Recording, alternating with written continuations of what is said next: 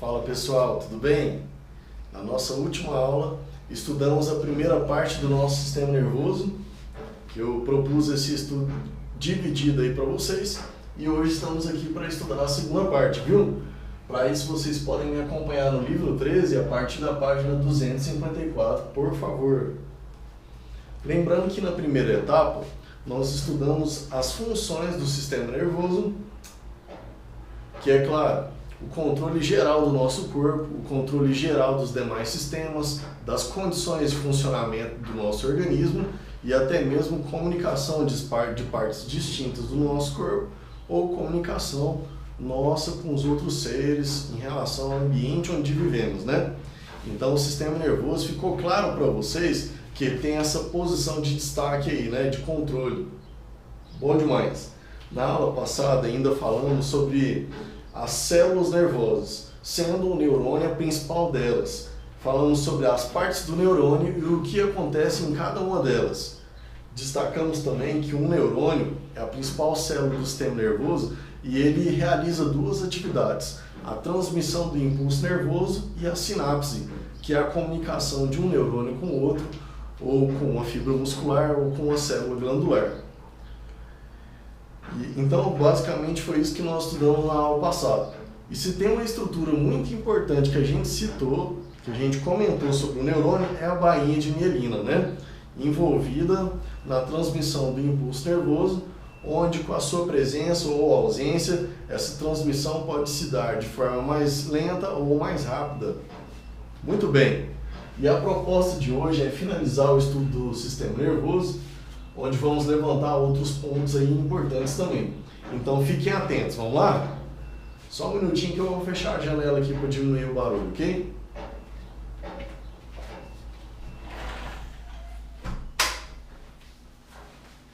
Bom, meninos, uma vez que vocês já conhecem o neurônio, né, as suas partes lá, igual a gente estudou, você lembra? Ó, dendritos, corpo celular, axônio, terminação nervosa, né?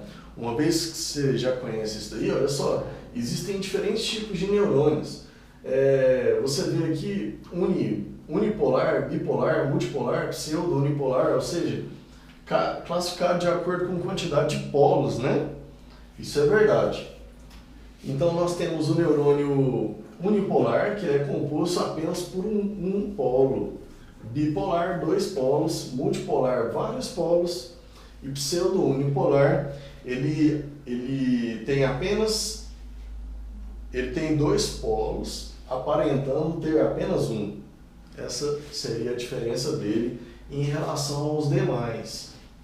E os neurônios estão distribuídos por todo o nosso corpo, nas regiões mais próximas ou mais afastadas da cabeça, mas estão por todo o corpo, fazendo a comunicação aí do nosso organismo. E por isso vão ter diferentes tipos de neurônios adaptados a condições como apenas receber um estímulo ou então receber e responder. Por isso existe essa variedade. E sobre o impulso nervoso, que é uma das atividades que o neurônio pode realizar, né? O que nós temos que entender inicialmente? Considerando o neurônio num estado de repouso, podemos analisar concentrações diferentes dos íons no meio extracelular e no meio intracelular. Tá bom? Lembrando que o meio intracelular é o citoplasma, né? O que acontece? Olha só. Num estado de repouso, no meio extracelular, fora da célula, há maior concentração de sódio e menor de potássio. Bom, no meio intracelular, ou seja, no citoplasma, no estado de repouso, tem menor concentração de sódio e maior de potássio.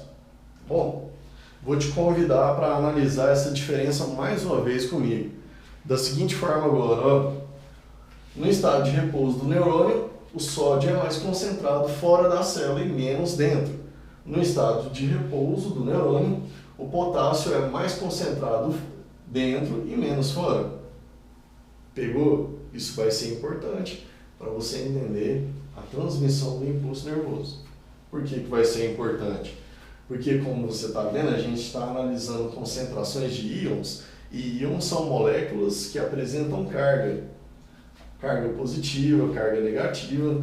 No nosso caso aqui, nós estamos lidando com íons que têm carga positiva, tanto o sódio quanto o potássio, que vão atuar numa onda de transmissão do impulso nervoso, desde o início do neurônio até o final dele, aonde isso vai estimular a sinapse para que esse neurônio ele possa se comunicar com a estrutura pós-sináptica, certo?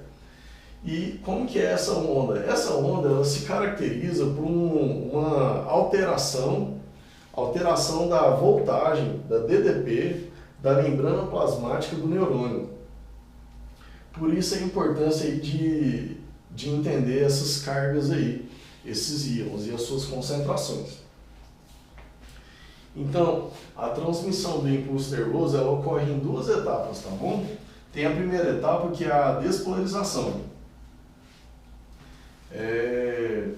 Se a gente levar ao pé da letra, despolarização seria perder os polos, né?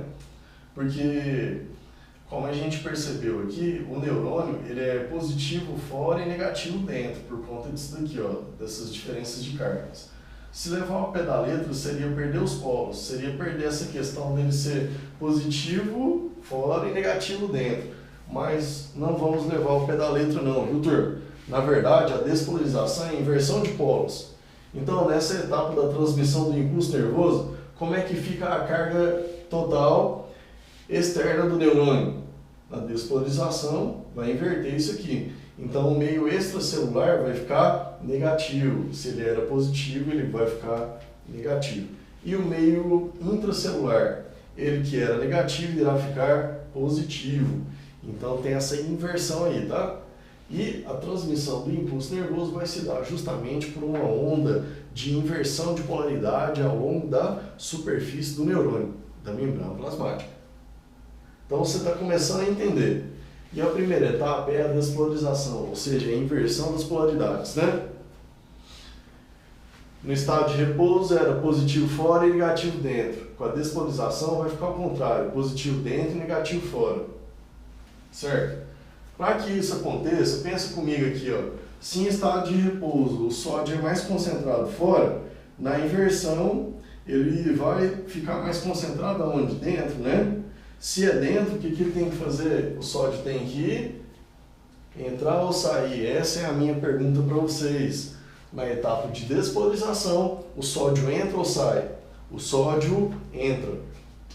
Muito bem, o sódio entra. Assim, é claro. Aí nós temos o que aqui, ó? Se o sódio é mais concentrado fora, isso aí, nós vamos ter a despolarização onde ele vai entrar, né? Só mudar uma palavrinha aqui.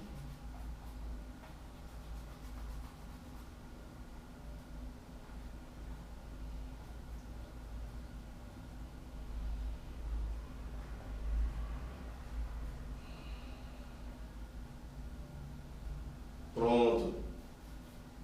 Então é isso, o sódio vai entrar.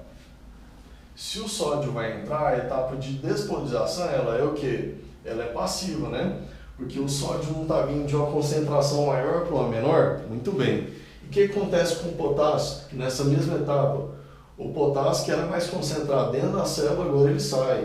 Tá bom? Ele sai. Então ele passa de uma concentração maior para uma menor também. Por isso que a despolarização é um evento passivo da transmissão do impulso nervoso. Muito bem, galera. E o impulso nervoso tem a segunda etapa, que é a repolarização. O que é a repolarização? É voltar para a polaridade do estado de repouso. Que era como? Em relação ao neurônio, positivo fora e negativo dentro. Vamos voltar para isso? Porque a gente tinha invertido essas polaridades nessa etapa aqui, né? Então para voltar a essa polaridade inicial, aí o que tem que acontecer? O sódio tem que sair. Então o sódio tem que sair e o potássio tem que entrar. E esse transporte, dessa vez, ele vai ser ativo, porque esses íons vão de um local de menor concentração para um local de maior concentração. Então quando é do menos para o mais, é transporte ativo. A gente já aprendeu isso lá no primeiro ano. O que significa ser ativo? É que tem gasto energético, certo? Só para você entender e ficar concluída essa ideia aí, ó. Na despolarização, por exemplo, o sódio que era mais concentrado fora não entrou passivamente, entrou, certo? Não gastou energia. Aí agora a gente tem que jogar esse sódio para fora para voltar para a polaridade inicial, né? Então é por isso que a repolarização ela é ativa, porque o sódio é sempre muito mais concentrado fora da célula. E se agora ele tem que ir de um lugar onde ele é menos para mais, então vai gastar energia. Tá aí as duas etapas da transmissão do impulso nervoso. Muito bem.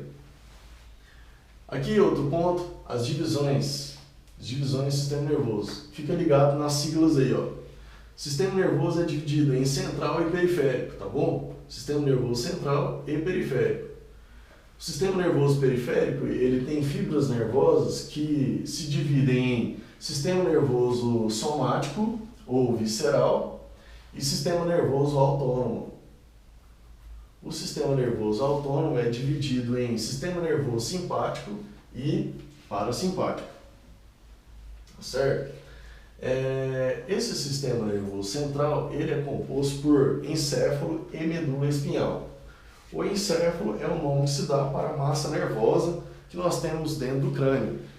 E a medula espinhal, ela representa a massa nervosa que está no interior da coluna vertebral e também das meninges, que são capas de proteção.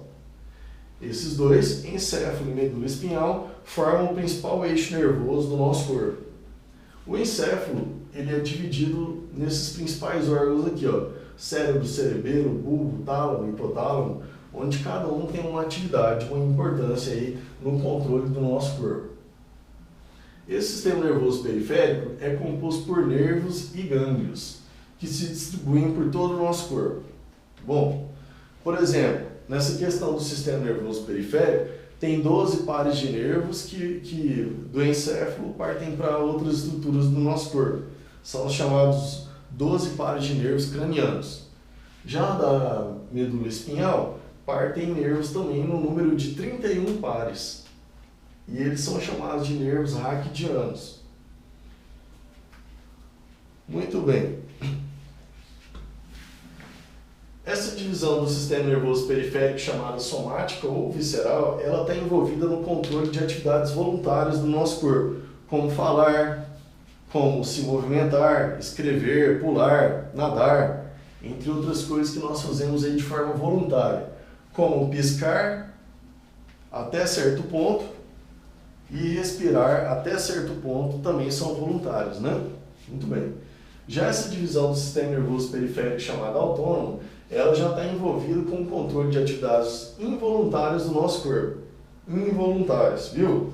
Como a frequência do batimento cardíaco, a frequência da respiração, a insalivação, o peristaltismo, entre outras atividades que são involuntárias ao nosso corpo, como, por exemplo, piscar até certo ponto e respirar até certo ponto. Muito bem? E aí eu fiz um quadrinho aqui de algumas atividades que são involuntárias a nós, onde você pode ver de forma comparativa a reação de cada uma dessas divisões do sistema nervoso autônomo, chamadas simpático e parasimpático. Eu costumo dizer que essa chamada simpática é a do susto. Quando nós tomamos um susto, é ela que se destaca no controle de atividades que ocorrem nesse momento dessa atividade. E o parasimpático seria o de voltar ao normal, a condição normal, tá bom? Então, olha as atividades. Frequência cardíaca, a divisão simpática é responsável por estimular ou inibir? Ele estimula, tá bom? Estimula. Enquanto que o parasimpático inibe. E frequência respiratória, simpático, estimula. E o parasimpático inibe. Você entendeu os exemplos aí? Certinho? Então, a nossa frequência cardíaca e respiratória, elas são estimuladas pelo sistema nervoso simpático e inibidas pelo sistema nervoso parasimpático. Quando você leva um susto, não aumenta essas frequências aqui? Pois é, quem está associado ao controle desse aumento é a divisão simpática, certo? O simpático é responsável pela dilatação da pupila. E o parasimpático faz a pupila contrair. Em salivação, simpático inibe, parasimpático estimula.